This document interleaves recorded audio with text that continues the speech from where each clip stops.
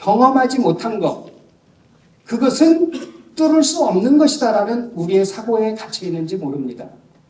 우리는 정말 경쟁교육을 없앨 수도 있는데 그것은 불가능하다고 이미 우리 마음속에 단정지었는지도 모릅니다. 야만의 트라이앵글이라고 이렇게 교수님이 얘기하셨잖아요. 그것이 우리들은 경쟁은 불가피하다라고 생각하기도 하고, 그 다음에 능력주의, 공정, 요 세 가지에 대해서 몸속으로 공정은 당연한 거 아니야? 능력주의 필요한 거 아니야? 이것이 형식적인 민주주의는 왔고 민주시민교육은 왔지만 이것이 우리 내면 속에 있으니 이건 파시스트다 이렇게 말씀하셨는데, 아직도 저희들은 그런 사람들이 많은데 이것을 어떻게 뚫고 민주시민교육이 가능하겠는가, 이것이 저는 좀 궁금한데요. 그거에 대해서 좀 설명을 좀 해주셨으면 합니다. 예, 어떻게 보면 제일 중요한 말씀이고요. 지금 그래서 조금 전에 말씀드린 대로 독일에서 경쟁교육, 이것이 결국 파시스트 교육으로 간다. 그런 것 때문에 이제 1970년부터 안 한 거 아닙니까? 그런데 지금 한국은 어때요? 한국은 경쟁교육의 수준이 어느 정도인가요? 예. 심지어 7세 얘기까지 나올 정도로 지금 한국은 여러 나라와 비교한 이러한 조사가 많아요. 그런데 비교가 안 돼요. 다른 나라와 비교가 안 돼요. 사실 이런 경쟁교육이 심한 걸로 제일 대표적인 게 지금 중국, 미국, 괜찮은데? 네. 그런 경우인데 사실은 한국의 정도는 대체로 2배 이상 경쟁의 강도가 심합니다. 중국이나 미국에 비해서도. 그래서 실제로 프랑스의 르몽드지는 한국 교육을 한번 와서 본격적으로 분석을 한 후에 내린 결론이 이거예요. 그대로 인용을 하면 이렇게 결론을 내렸습니다. 한국의 학생들은 전 세계에서 가장 불행한 아이들이다. 왜냐하면 한국 교육은 가장 경쟁적이고 가장 고통을 주는 교육이기 때문이다. 이렇게 썼어요. 그대로 인용이에요. 그러니까 사실 그 정도로 경쟁이 이제 심각한 건데요. 그러면 어떻게 이 경쟁 교육을 우리가 완화할 것인가? 이러한 문제의 책임은 어디에 있는가? 이런 걸 우리가 지금 생각해야 되잖아요. 그 책임이 어디에 있나요? 예. 문재인한테 있나요? 윤석열이한테 있나요? 아니라는 거죠. 그 책임은 우리 자신에게 있다는 거죠. 우리가 어떻게 생각하나요? 야, 경쟁? 그건 자연스러운 거 아니야? 경쟁을 해야 발전을 하지. 예? 경쟁이 서로 문제가 있더라도 불가피한 거 아니야? 다 그렇게 생각하잖아요. 우리 자신이. 그런데 어떻게 이걸 벗어나겠어요? 그러니까 사실 문제는 누구한테 있어요? 우리한테 있는 거죠. 다시 말하면 우리 안에 있는 지배적인 생각, 지배적인 관념, 요것을 이데올로기라고 하는 거죠. 예. 한 사회에서 지배적인 그러한 관념 체계를 이데올로기라고 하거든요. 이데올로기란 말 많이 쓰죠? 그러니까 지금 한국은 이렇게 얘기할 수 있는 거죠. 한국은 경쟁 이데올로기가 강력하게 지배하는 사회다. 이렇게 말할 수 있는 거죠. 그런데 한국은 이 경쟁 이데올로기가 너무 세요. 왜 그렇겠어요? 이 경쟁 이데올로기를 지금 말씀하신 대로 두 개의 강력한 또 다른 이데올로기가 떠받치고 있어요. 그게 바로 능력주의와 공정이에요.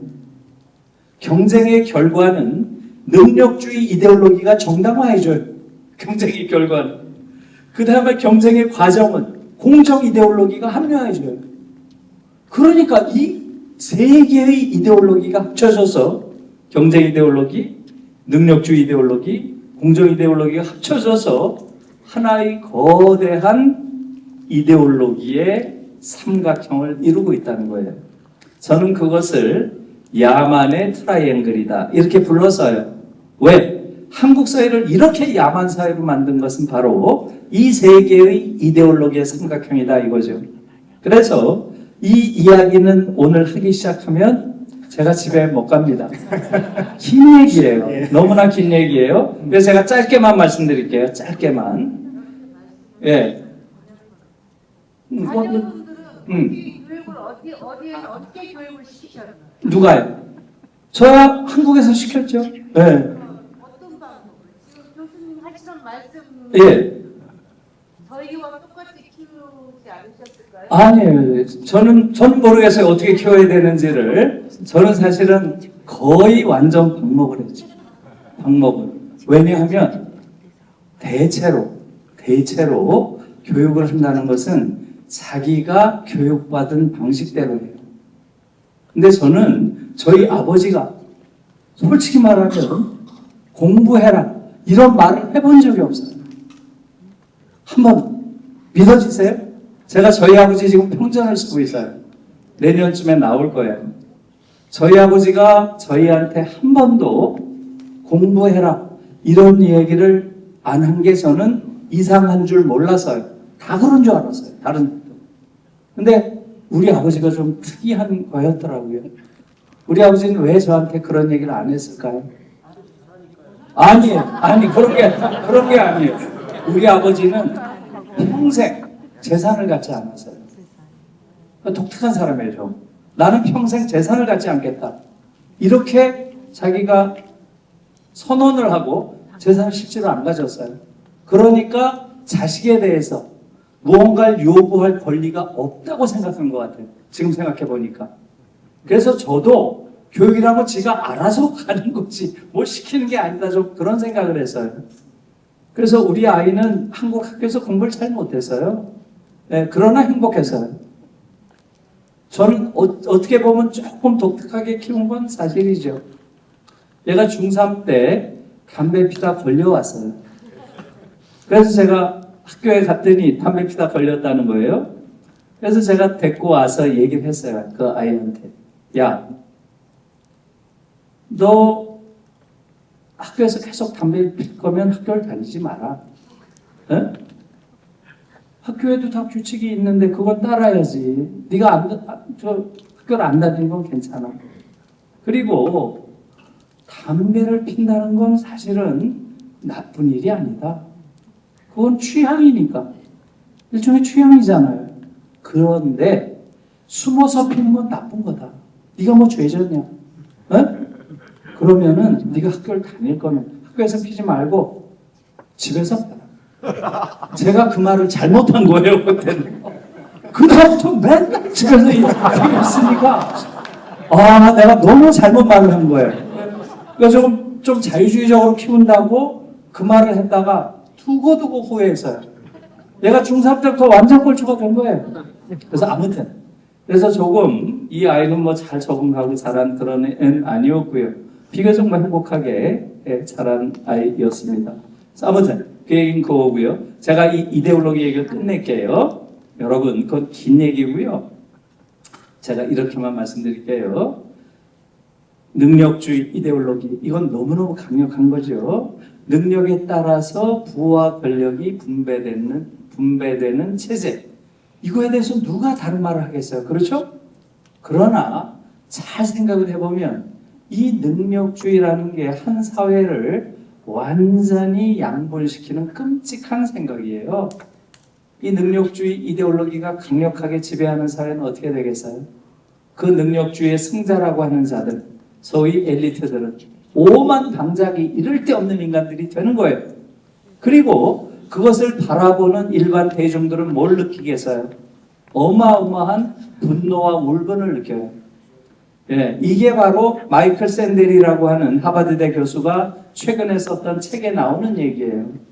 능력주의는 폭군이다 라는 책인데 한국에서는 공정하다는 착각 이런 제목으로 나와서요. 꼭 읽어보시길 권합니다. 거기서 능력주의를 비판하는데 제가 지금 시간이 없으니까 자세한 얘기는 못해요. 사실은 능력주의라는 이데올로기에 의해서 미국 사회가 저런 야만 사회가 됐다는 거예요.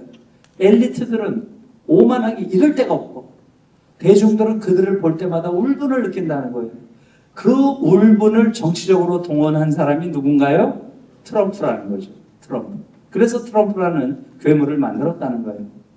그래서 아무튼 조금 그 바로 이해는 안 가지만 여러분들이 읽어보면 그 논리 구조를 알 수 있고요. 공정도 마찬가지죠.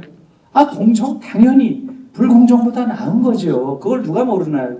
그러나 한국 사회에서 공정은 어떻게 쓰이나요? 불평등과 차별을 정당화하는 논리로 쓰여요. 여러분 조금만 생각을 해보세요. 이렇게 기울어진 운동장에서 공정한 잣대를 대면 누가 이기나요? 무조건 기득권이 이기죠. 그래서 공정이라고 하는 것은 신자유주의가 만들어낸 최악의 허위의식이에요. 아무튼 그런 것들은 조금만 여러분들이 생각하면 그 문제성을 알 수가 있어요. 근데 이데올로기라는 이야기를 시작하면 긴 얘기가 되는 거죠. 이런 식으로 얘기를 해야 되니까. 그래서 아무튼 여러분들이 저는 우선 그 마이클 샌델의 책을 한번 읽어보라고 권해드립니다. 공정하다는 작가. 그 정도만 얘기할게요. 예.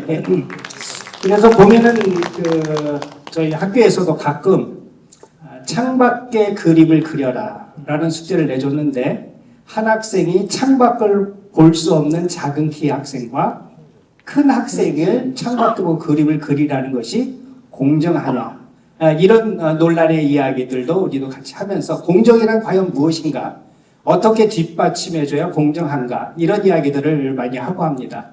그래서 이제 이런 문제들을 해결하기 위해서 교수님은 늘 하신 말씀이 대학 평준화 김정윤 교수님께서는 서울대 10개 만들기 그 다음에 시험을 없애고 그 다음 대학 무상화를 하자 이 세 가지를 주장하시잖아요. 저희가 공감할 수 있는 것이 옛날에 초등학교 시험 봐서 중학교 갈 때 중학교 평준화되니까 초등학교가 평준화됐어요. 고등학교 시험을 없애니까 중학교가 정상화가 됐어요. 이제 고등학교가 정상화되려면 대학 평준화해야 된다 이런 생각을 합니다. 곰곰이 생각해보면 저희들이 늘 듣는 얘기가 중학교 선생님은 초등학교 뭐 이렇게 가르치고 왔어. 고등학생 선생님은 중학교에서 뭘 가르친 거야. 대학 교수는 늘 하는 말이 미적분도 제대로 하고 온 거야. 이런 이야기 하거든요. 근데 실질적으로 대한민국의 초, 중, 고의 시험 성적은 세계 3위 안에 듭니다. 듣기, 쓰기, 수학, 과학, 능력이 모든 교과에서 5등 안에 다 들어요. 근데 놀라웠게 대학은 어떤가요? 우리의 교육의 질 발전을 위해서는 대학이 더 좋은 논문을 써야 됨에도 불구하고 교육에 있어서 늘 달달달달 볶는 것은 학교를 달달달달 볶는 것 같아요. 청소년들 왜 고3까지만 잘하면 3058 알죠? 3058명 의대 정원 이 등수 안에만 들 수 있다면 넌 평생 보장되기 때문에 그러니까 우리의 교육의 질은 중요하지 않아요. 우리나라에서 서열이 몇 번째 있느냐 이게 학부형들의 가장 중요하고 이것이 우리의 교육을 어렵게 만드는 것이 아닌가 이런 생각이 듭니다. 그래서 우리 아이들은 우울증에 있는데 한 30% 정도가 우울증이에요. 근데 이번 서희초 사건에서 드러난 이후에 통계를 내보니까 교사들의 건 30%가 정신과에 진료받은 경험이 있어요. 교수님이 이제 늘 말씀하신 것은 이제 교사의 정치기부권 얘기할 때 정치적 금치산자가 정치적 미숙아를 가르칠 수 있겠느냐 이 말씀했는데 역으로 교육은 30%가 넘는 정신병자 학생을 30%가 넘는 교사들이 질병을 앓고 있는 교사들이 가르치고 있는 이 현실 이건 굉장히 저는 심각하다 이렇게 보고 있는데 이런 교권의 문제라든지 이런 문제들은 어떻게 해결했으면 좋을지에 대한 이야기를 좀 듣고 싶습니다. 예, 그래서 정말 모든 것이 성한 곳이 없죠. 그렇게 보면은. 그래서 저는 아까 말씀드린 대로 한국 학교의 문제라고 하는 것은 한국 교육의 어디 결함이 문제라서가 아니라는 거죠. 어디 결함이 있어서 문제가 아니고요. 우리가 정상이라고 부르는 것, 경쟁시키는 거, 우열 나누는 거, 그 다음에 우월한 자가 지배하는 걸 당연시하는 거, 우리 정상이라고 생각하잖아요. 모두가. 그게 문제라는 거예요. 그래서 정상성의 독립성, 저는 계속 그 얘기를 하는 거고요. 예, 우리가 너무나 병든 사회 속에서 너무나 정상적으로 잘 살아. 그 아이는 정상인가요? 병든자인가요? 그런 물음이에요. 지금 우리가 너무 병들어 있는 환경 속에서 전교 1등을 하는 애들은 과연 어떤 인간이 될까? 지금 우리가 다 보고 있잖아요. 완전 괴물들이 되어 있어요. 예, 그게 지금 한편의 문제인데 동시에 교사는 어떠냐는 거죠. 교사. 지금 한국 교사처럼 이렇게 완전히 정치적 시민권을 박탈당한 교사는 전 세계에 없어요. 지금 OECD 국가가 38개가 있죠. 그 중에서 교사의 시민권을 완전히 박탈한 그런 경우는 한국밖에 없어요. 네, 유일합니다. 이것은 아까 말씀드린 한국의 민주주의가 세계 최고 수준이다 이 얘기했죠? 이것과 너무나 대비되는 거죠. 한국 민주주의는 일반적으로 세계 최고 수준으로 평가받고 있는데 교사는 완전히 정치적 천민이에요. 이게 무슨 말이 안 되는 거예요. 말이. 그래서 대부분 그걸 잘 모릅니다. 지금 독일 같은 경우는 제가 많은 강연에서 이야기를 했지만 베를린에 있는 국회에 640명이에요. 정원이. 그 중에 교사가 81명이에요. 81명. 13%가 교사예요. 그래서 교사는 독일 의회를 구성하는 직업군 중에서 두 번째로 많은 국회의원을 배출한 직업군이에요. 유럽 대부분이 그래요. 대부분이. 예. 핀란드 같은 경우는 20%가 넘어요. 20%. 핀란드는 많은 경우에 교사가 1등이에요. 국회의원을 배출하는 직업군. 그래서 제가 쭉 그 추이를 보니까 교사들의 정치적 참여 비율과 그 나라의 성숙도, 성숙한 복지국가인가? 그게 거의 정비례해요. 정비례. 제일 높은 비율이 스칸디나비아고요. 스칸디나비아 국가들. 거기가 거의 20% 전후예요. 거기가 제일 성숙한 복지국가잖아요. 그 다음에 중부 유럽, 독일, 프랑스가 대체로 13%에서 15% 사이예요. 15%. OECD 평균이 10%입니다. 우리는 한 명도 없잖아요. 지금 의회, 여의도에 앉아있는 사람들은 누군가요? 전직 교사가 2명 앉아있어요. 우리는 교사가 국회의원 못 되잖아요. 정치활동을 못하니까. 이런 야만이 어디 있어요? 그래서 이것은 도저히 더 이상은 용납할 수 없는 거고요. 제가 민주당 가서 여러 번 강연해서요. 당신들이 민주주의를 정체성으로 삼고 있는 정당인데 민주주의는 교실에서 결판나는 거야. 교실에서 성숙한 민주주의를 기르면 당신들은 영구집권해. 그런데 예, 박수 치세요. 교실에서 파시스트를 기르고 있는데 교사는 정치적 천민이고 학생들은 정치적 미수가 취급을 하잖아요. 니들이 뭘 하냐? 이러잖아요. 그러면은 정치적 금치산자가 정치적 미수가를 상대로 파시스트적 교육을 시키는 게 한국 교실이에요. 여기서 어떻게 민주주의가 나와요? 그래서 능력을 주고 어떤 그런 걸 갖다 무서워한다는 거잖아요. 당연하죠. 그렇죠. 그렇게 해서 바뀌는 걸 갖다가 두려워하기 때문에. 그럼요. 네. 진짜 이 부분에 있어서 이렇게 교수님이 지금 우리가 이 정도로 민주화된 사회에 그렇죠. 외국에 있는 30%도 그럼요. 예. 네. 왜 지금까지 이 상황을 이렇게 구경하고 있는 그러니까요.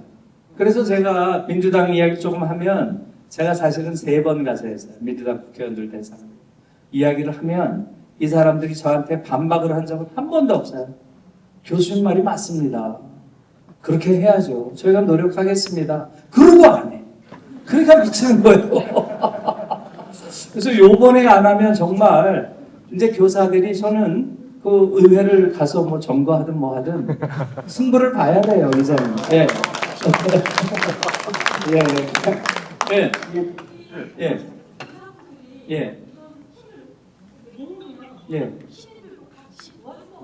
예, 예. 그러니까요. 예, 예, 맞습니다.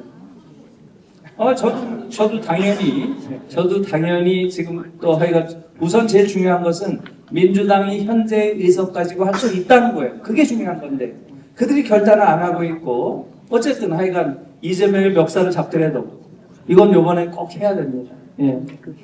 저는 이 경고를 민주당이 들어야 되는데 그 경고는 서부지법 사태라고 생각을 해요. 서부지법 사태가 젊은이들이 극우화 됐잖아요. 사람의 생각을 쉽게 안 버려요. 30대, 40대 계속 갑니다. 민주당이 젊은 20대는 진보라고 생각했는데 그 진보의 근원은 어디에서 왔냐면요. 저는 교사들이 정권의 시녀가 되지 않겠다. 아이들의 눈과 마주치고 부끄러운 교사가 되지 않겠다고 교사 선언하고 전교조가 1527명이 해직됨으로 인하여서 현장에 있는 교사와 많은 참교육 세대들을 만들어냈기 때문에 그들이 진보로 진출한 것이다. 저는 이렇게 보고 있어요. 근데 전교조 세대가 이제 끝나가고 있습니다. 그 정도 해직을 각오한 투쟁이 지금은 없어요. 그런 교육을 용기 내는 교사가 없습니다. 그러니 학교에서는 정치적인 중립이라는 이름으로 교육이 제대로 이루어지지 않았어요. 근데 정치적인 중립이 어디서 나온지 아세요?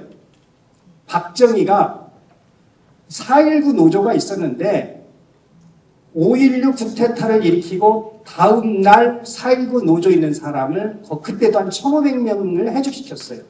법도 없는 걸 구속시켜 놓고 법을 만들었고 그러면서 거기서 만든 것이 정치적인 중립이에요.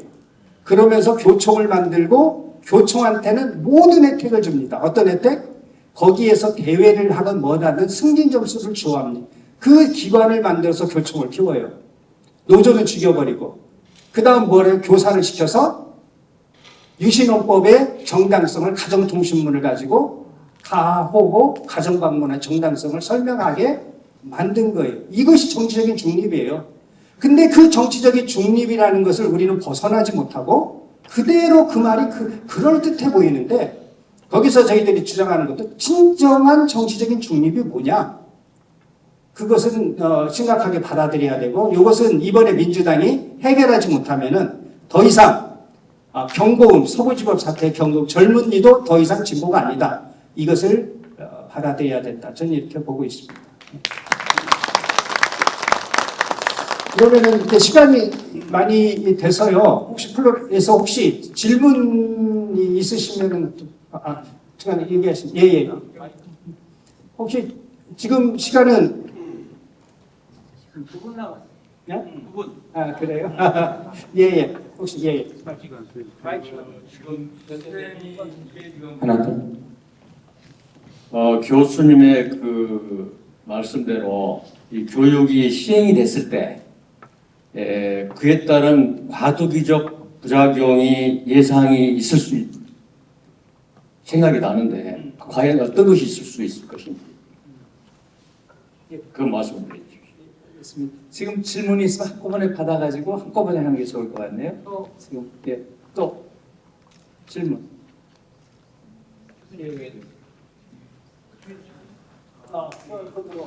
저기에요. 네. 그러면 저기서 중요한 걸 조금 누가 불러주셔도 되고. 네, 이 정도 예. 나와 있는데요. 그러면 선생님 말씀에 대해서. 말씀하세요. 그래서 저는 지금 세 가지를 없애야 된다 계속 그렇게 주장을 하고 있는 거고요. 첫 번째는 대학 입학 시험을 없애라. 그것은 뭐 다른 게 아니에요.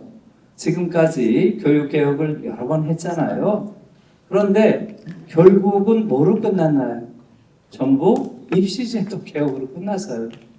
그래서 그렇게 바꿔봐야 결국 이 사회의 기득권들이 제일 발빠르게 거기 적응하고요. 그러니까 그 잘못을 반복해서는 안 된다는 거죠. 저는 입시를 보지 않는다고 하는 것, 이게 지금 우리한테 당분간은 약간 어색하게 느껴질 수 있지만 대부분 교육학적 상상력이 결여돼서 그래요. 유럽에 입시가 없는 나라가 어디 있어요? 없습니다. 대부분의 나라가 다 고등학교 졸업시험 이거 90% 붙게 해놨고요. 자격시험 정도로만 해놓은 거예요. 그리고 원하는 아이들은 당연히 공부할 수 있게 해줘야 된다는 거죠. 그것만 그냥 거르는 수준으로 하는 것이고요. 그 효과는 뭐겠어요? 어느 대학을 나왔다는 걸로 평생 목에 힘주고 사는 이런 어처구니 없는 그러한 오만한 자들을 안 만든다는 거예요. 그렇게 해놓으면. 우리도 당연히 그렇게 할 수 있고요. 그 다음에 이제 두 번째는 대학 서열체제, 아까 말씀하신 것처럼 서열체제를 없애야죠.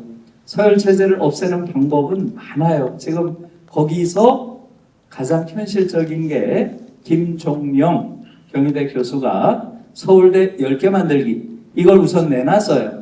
그것을 민주당이 지난번에 당론으로 수용한다 그랬어요. 저도 지금 지켜보는 거예요. 네?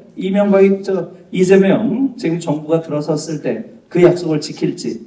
그 10개 만들기가 뭐겠어요? 예, 전국에 있는 거점 공립대학교 10개. 이걸 서울대 수준으로 만든다. 그러면 어떻게 되겠어요? 최소한 교육 병목이 10배 정도 완화되겠죠. 그게 첫 단계예요. 그 다음에는 국립대학을 네트워크하고요. 사립대학을 공용화하는 방식으로 전체 대학을 평준화하는 거죠. 그래서 그 방법들은 많이 지금 논의되고 있습니다. 예. 예. 네, 제가 조금 전에 말한 것 중에서 하나 잘못 표현한 것이 있는데 학생들의 30%가 자살한 사람들의 것이 아니라 정신병자가 아니라 자살하고 싶은 충동, 그 충동을 느끼는 게 한 30% 정도 되는 거죠. 조금 표현을 좀 느끼는 셋 중에 하나다. 네, 셋 중에 하나라는 거는. 그러면은 첫 번째 질문이 민주시민교육 구체적으로 어떤 교육을 의미하는 거냐 이렇게 질문이 들어왔는데요. 예, 예. 그래요. 그럼 짧게만 아까 말씀드렸지만 비판 교육이 제일 중요한 거예요. 비판 교육. 예. 제일 중요한 것은 절대 아이들에게 외우게 시켜서는 안 된다는 거예요. 외우게 시켜서는. 사실은 이 세상에 이게 정답이다라고 하는 건 없거든요. 우리가 알고 있는 모든 정답은 이데올로기예요. 모든 지배적인 지식은 지배하는 자의 지식이다. 이것은 독일에서 첫 시간에 교사들이 하는 말이에요. 모든 지배적인 지식은 지배하는 자의 지식이에요. 그러니까 우리가 지식이라고 부르는 건 다 이 질서를 지배하는 자들이 이게 진리야 라고 하는 거라고요. 그러니까 아이들이 배워야 될 건 뭐예요? 거기에 대해서 비판하는 능력이라는 거죠. 그래서 비판 교육이 제일 중요한 것이고요. 그 다음에 이제 두 번째로 중요한 게 요번에 한국에서도 봤지만 선동과 판별 교육이라는 걸 해야 돼요. 독일에서는 그걸 굉장히 중시해요. 선동가들 있잖아요. 그들을 판별하는 능력을 어려서부터 길러야 된다는 거예요. 그래서 독일에서는 교사가 아이들 선동할 수가 없어요. 아이들이 딱 보면 알아요. 저 자가 선동하고 있구나 지금. 네? 저는 그것을 한국에서도 이제 가르쳐야 된다고 봐요. 선동에 너무 취약하잖아요, 우리 아이들이. 전광훈이라는 사람 한번 보세요. 아무런 논리도 없고 욕만 해요, 욕만. 거길 쫓아다니는 아이들은 도대체 뭐냐는 거죠. 그래서 저는 선동과 판별 교육의 도입은 시급하다. 이렇게 보고요. 또 하나 이제 독일에서 중시하는 건 미디어 교육이에요. 이 선동이 요새는 미디어라는 매체를 통해서 이루어지잖아요. 그래서 미디어를 읽는 미디어 리터러시라고 하는 이걸 굉장히 강조해요. 독일에서도. 저는 우선 이 세 가지 정도가 필요하지 않나 생각합니다. 예. 예. 예. 우리 그 민주시민 교육은 그냥 학교에서 이루어지는 교과 중심으로 이루어질 수도 있고요. 그 다음에 수업 속에서도 이루어질 수 있고 자치 속에 이루어질 수 있고 문화 속에도 이루어질 수 있어요. 저는 민주시민교육이라는 것은 입시 제도를 바꾸지 않더라도 학교에서 가능한 부분부터 저는 시작해야 된다 이렇게 생각을 합니다. 교과로서 영역으로 하고 그 다음에 수업 시간에는 아까 말씀하신 비판적 교육. 비판 교육이라는 것은 모든 교과에서 가능하잖아요. 가능하고 학교 자치 문제들을 같이 접근하면서 민주적인 삶을 교사, 학생, 학교에 있는 구성원, 노동자 모두가 함께 가지고 있다면은 그 학교는 성공한 민주시민 교육 학교다 저는 그렇게 생각합니다. 학교의 성공한 사례를 쭉 보면 어떤 학교가 성공했냐 아까 말씀한 대로 비전을 모든 구성원이 함께 할 때 그 학교는 성공하더라. 그러니까 민주가 그 학교가 이루면 그게 되지 않을까 저는 또한 그렇게 생각을 합니다. 여기 뭐 이걸 다 하면은 오늘 시간이 집에 못 가죠. 그 중에서 아까 북미 수교 이야기가 저는 희망을 갖게 해요. 우리 그 이야기 한 번 더 듣고 싶지 않으세요? 통일이 될 가능성도 있고 평화가 협정될 수 있고 우리 김대중 선생님의 6.15 정신을 그대로 계승할 수 있는 서로 공존하고 이해하는 것 이런 관계가 형성되지 않을까 해서 이 한번 질문을 북미 수교가 이념을 흐릿하는 것처럼 교육 문제를 해소할 사회나 제도 변화는 뭐가 있을까요? 저게 정확하게 무슨 이야기인지 잘 이해가 안 돼. 이념을 흐릿하게 하는 거죠. 교육 문제를 해소할 응? 예. 그래서 이제 이걸 마지막 질문으로 할까요? 예. 아무튼 지금 올해가 결정적인 어떤 전환의 시점이 될 것은 분명합니다. 그래서 저는 올해 정말로 이제 정권 교체도 이루어지고 한반도의 체제 교체가 이루어집니다. 한반도의 냉전 체제는 이제 평화 체제로 올해부터 전환될 겁니다. 올해 교육 체제도 바꿔야죠. 네, 우리 선생님들이 서울에 자주 오셔야 됩니다. 여의도에 아까 우리 선생님 말씀대로 유치원 교사까지 하면 70만 가까이 된다고 하십니다. 여러분 70만이 여의도에서 더 이상 이런 교육을 할 수 없다. 우리도 이제는 정치적 시민권을 가져야 되겠다. 이렇게 외치는 그러한 시위를 좀 조직해야 된다고 보고요. 그걸로 지금 말하자면 앞으로 탄생할 가능성이 많은 이재명 정부를 압박해서 이번엔 반드시 이걸 좀 이루어야 된다고 봅니다. 예, 제가 마지막으로 제가 저 동문학 교수예요. 그래서 독일 시인의 이야기를 하나 지금 이 시기에 좀 맞는 것 같아서 말씀드리고 제 강연을 마치도록 하겠습니다. 볼프 비어만이라고 아마 여러분들이 많이 듣지는 못했을 거예요. 볼프 비어만이라고 하는 시인인데요. 이렇게 얘기를 했어요. 이 시대에 희망을 말하는 자는 사기꾼이다. 그러나 절망을 설교하는 자는 개자식이다. 저는 이 말이 좋아요. 네, 고맙습니다. 네, 감사합니다. 다시 한번 뜨거운 박수 부탁드리겠습니다.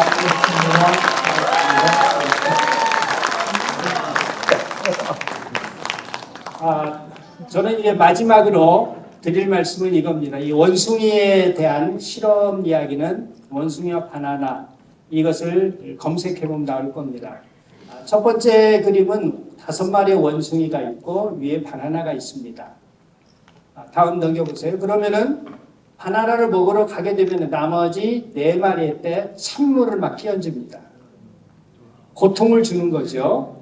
그 다음에 그러면은 저 바나나를 따러 가는 원숭이를 나머지 4마리가 잡고 폭력을 행사합니다. 절대 못하게 합니다. 그렇지. 다음 넘어가면은 그러면은 저기에 있는 바나나를 아무도 가져가는 일이 없어지겠죠. 그런데 놀라운 것은 찬물을 경험하지 않은 새로운 저 색깔 다른 원숭이를 집어넣는데 그 원숭이는 어떻겠어요? 아무것도 모르고 올라가겠죠. 올라가니까 나머지 4마리가 또 폭력을 행사합니다. 그러면은 이 한 마리가 안 가요. 그런 식으로 계속 교체를 합니다. 그래가지고 5마리를 다 교체했는데 이 5마리는 한 번도 찬물을 경험하지 않았음에도 불구하고 사다리 위에 있는 바나나를 따라가지 않습니다. 경험하지 못한 것, 그것은 뚫을 수 없는 것이다라는 우리의 사고에 갇혀 있는지 모릅니다. 우리는 정말 경쟁교육을 없앨 수도 있는데 그것은 불가능하다고 이미 우리 마음속에 단정지었는지도 모릅니다. 지금이 우리에게는 절대적인 기회이기도 합니다. 민주당의 과반 이상의 의석, 대통령, 사법 권력, 아마 이 세 가지를 다 가질 수 있는 가능성이 매우 높은 이 시기에였죠. 윤석열이 히틀러 때문에 교육을 바꿨다면 우리는 윤석열을 보고 민주시민교육이야말로 우리 이 시대에 필요한 교육이다. 경쟁은 야만이다. 우리의 교육을 바로잡는 전후의 기회 여러분과 함께하겠습니다. 고맙습니다.